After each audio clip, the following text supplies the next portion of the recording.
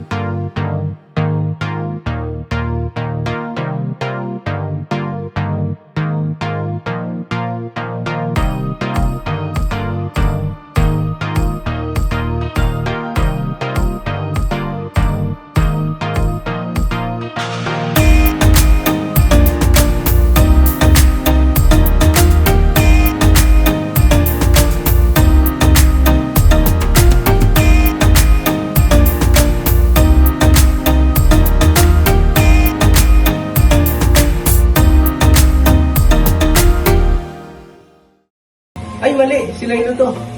Ito pala ang braking system. Braking system is a task with significantly reducing the car speed. It achieves this by converting the rotational energy of the wheels into heat energy through friction. The braking system consists of components made from materials such as iron and asbestos that up against each other, causing the wheel to slow down. Two common braking systems are drum brake and disc brake, each offering distinct braking characteristics. Braking system. Ano nga ba ang braking system? Ang braking system ay isang mahalagang parte ng sasakyan na nagpapabagal at nagpapahinto ng sasakyan gamit ang friction. At kadalasan kinabibilangan ito ng mga bahagi tulad ng mga brake pad, rotor, o drum brake. At meron itong hydraulic at electrical system. At meron itong dalawang klase ng brake system. Isang disc brake at isang drum brake. Ang disc brake ay merong brake pad na nagpe-press sa disc. At ang drum brake naman ay isang merong brake shoe na merong brake pads din na nagpe-press sa labas ng rotating bar. Universal joint. Universal joints are essential components between the transmission and the car rear axle. This joint compensates for an equal height between the axle and the transmission. Universal joints are designed to transmit torsional moments from various directions and angles. Ang universal joint ay ginagamit upang pagdugtungin ang transmission at saka ang rear axle ng sasakyan. Ito ay mahalaga dahil ang rear axle at saka ang transmission ng sasakyan ay merong uneven na pagkakagat. Axle. An axle is a vital component within a vehicle's chassis, serving as a crucial link between the wheels. It plays a fundamental role in supporting the weight of the vehicle and facilitating its movement. There are two primary types of axle: rear axle and front axle. Rear axles are typically located at the back of most vehicles and are responsible for transmitting power from the engine to the rear wheels, a configuration commonly found in a rear-wheel drive and many four-wheel drive vehicles. This arrangement offers stability and a robust platform for heavy loads and towing. Front axles, conversely, are situated at the vehicle's front, crucial for steering and controlling the direction of the front wheels. These axles enable the wheels to pivot left and right, making them essential in front-wheel drive or all-wheel drive configurations. Axle. Ano nga ba ang axle? Ang axle ay isang mahalagang bahagi sa loob ng chassis ng sasakyan. Ito ay nagsisilbing mahalagang link sa pagitan ng mga gulong. Ito ay gumaganap ng isang pangunahing papel sa pagsuporta sa bigat ng sasakyan at pagpapadali ng paggalaw nito. Mayroong dalawang pangunahing uri ng mga axle. Ito ay ang rear axle at front axle. Ang rear axle ay karaniwang matatagpuan sa likod ng karamihan ng mga sasakyan. At ito ay responsable para sa pagpapadala ng power mula sa makina patungo sa mga gulong. At ang front axle ay nasa harap. Sa kabaliktaran, ito ay matatagpuan sa harap ng sasakyan. Mahalaga para sa pagpapagalaw at pagkontrol sa direksyon ng mga gulong sa harap. Ang mga axle na ito ay nagbibigay daan sa mga gulong na mag-pivot sa kaliwa at sa kanan, na ginagawang mahalaga ang mga ito sa mga configuration ng front wheel or wheel drive. Suspension system.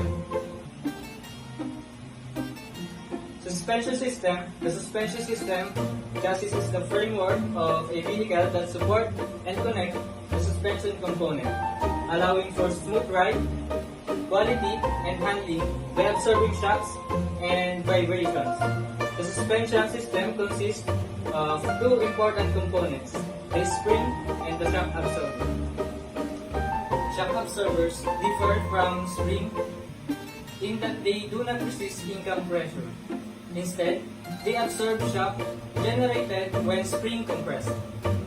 These occur when the vehicle encounters potholes and irregularities in the road. The flexible nature of spring combined with the vehicle's weight can lead to a substance shock. Suspension system. Ano nga ba ang function nito? Paano ito nakakatulong sa isang sakyan? Suspension system ay napakahalaga lalo na sa pagiging komportable ng pagmamaneho o pagsakay dito. Nakakatulong din ito sa mga parts gaya ng bearing, gulong, lalo-lalo sa chassis upang maiwasan ang tangkang pagkasira ng mga ito.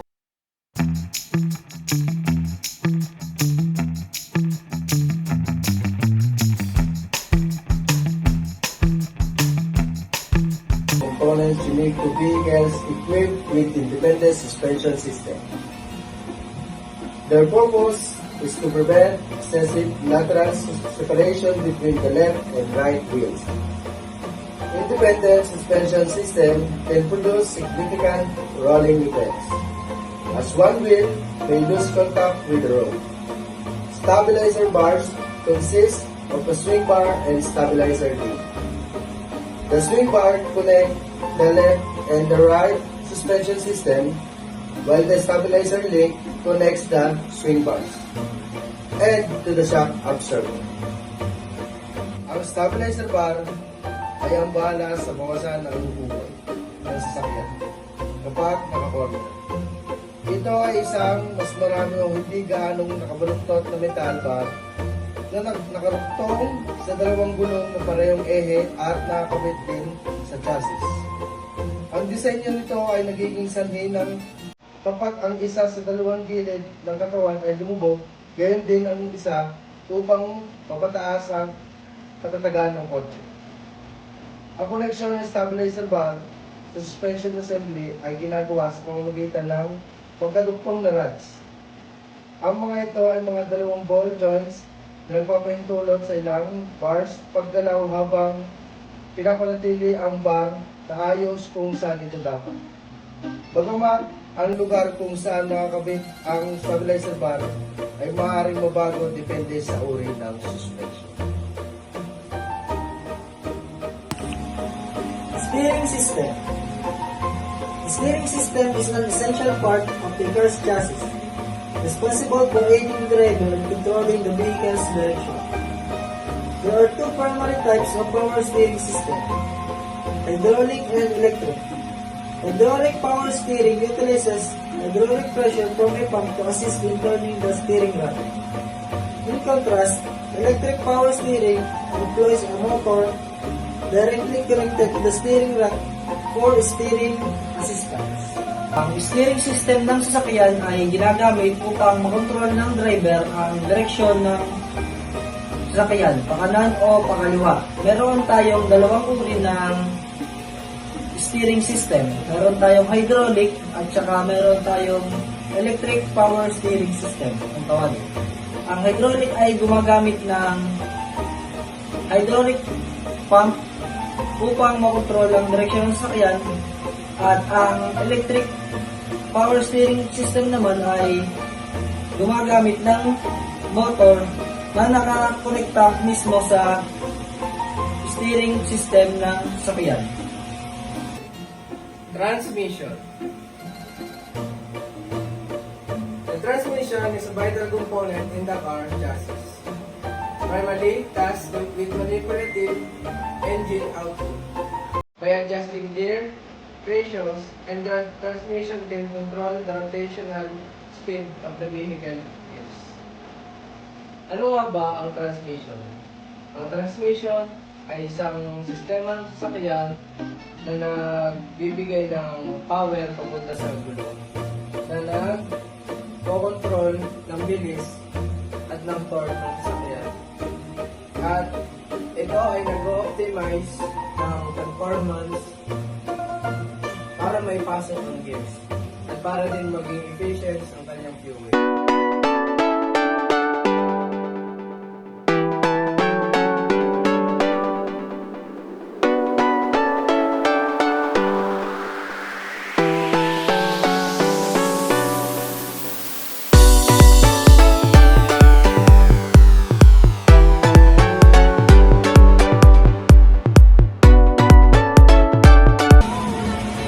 Universal joint. Clutch. Tayo muna! Ang suspension system, lalo-lalo na sa saan And here we are, the presenting